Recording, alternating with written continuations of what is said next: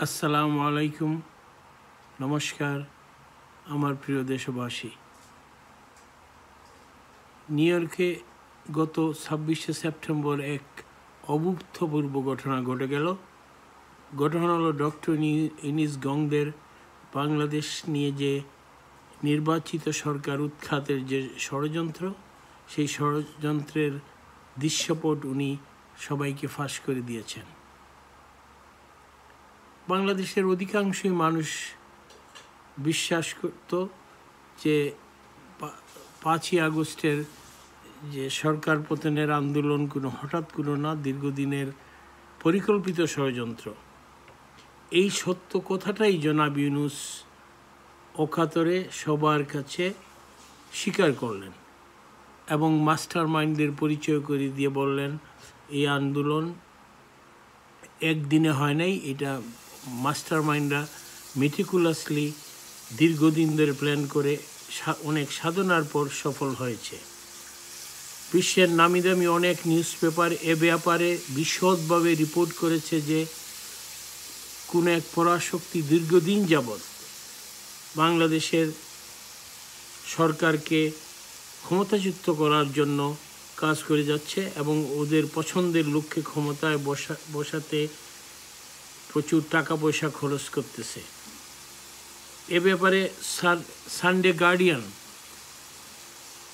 15ই September সংখ্যায় বাংলাদেশের এই ষড়যন্ত্র নিয়ে বিশদভাবে আর্টিকেল প্রকাশ করে বিভিন্ন তথ্য উপাত্ত দিয়ে আর্টিকেল প্রকাশ করেছে এবং এখানে সরাসরি কিছু সামাজিক ও রাজনৈতিক সংগঠনকে জড়িত থাকার কথা উল্লেখ করেছে।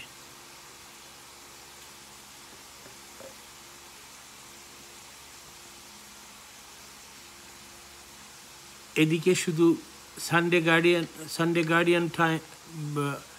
গার্ডিয়ান নয়, জিওপলিটিক্যাল ইকোনমিক রিপোর্ট এ ব্যাপারে আরও তথ্য উপাত্ত নিয়ে তারা রিপোর্ট করেছে।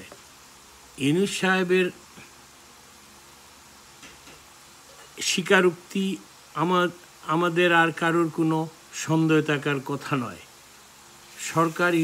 সরকারি হিসাব মতে 5ই আগস্টের পূর্বে 1000-এরও বেশি লোক মৃত্যুবরণ করে এবং 5ই আগস্টের সময় প্রায় 5000 আইনশৃঙ্খলা বাহিনীর লোকজনকে হত্যা করা হয়।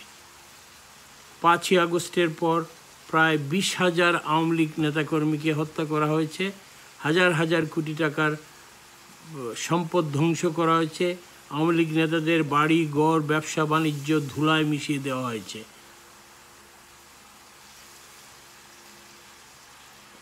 সানডে গার্ডিয়ানের রিপোর্ট অনুযায়ী প্রায় 800 বিহারি এবং শত শত রোহিঙ্গাদেরকে ট্রেনিং দিয়ে দেশের এই ধ্বংসাত্মক কার্যকলাপ পরিচালিত করা হয়েছে।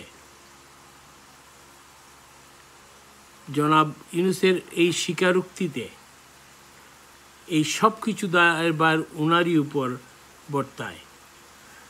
এর জন্য ওনারা যেহেতু দীর্ঘদিন ধরে প্ল্যান করে এই কাজ করেছেন, হাজার হাজার মানুষকে হত্যা করেছেন, অবশ্যই এজন্য একদিন তাদেরকে আইনের আওতায় আসতে হবে। আমার বিশ্বাস বেশি দিন দূরে নয়, ইউনূস গংরা আইনের আওতায় আসবে। ভালো থাকবেন, আগামীতে নতুন ভিডিওর জন্য অপেক্ষা করুন। আপনার ভালো লাগে সাবস্ক্রাইব করুন এবং কোনো উপদেশ থাকলে আমাদের পাঠান। ধন্যবাদ।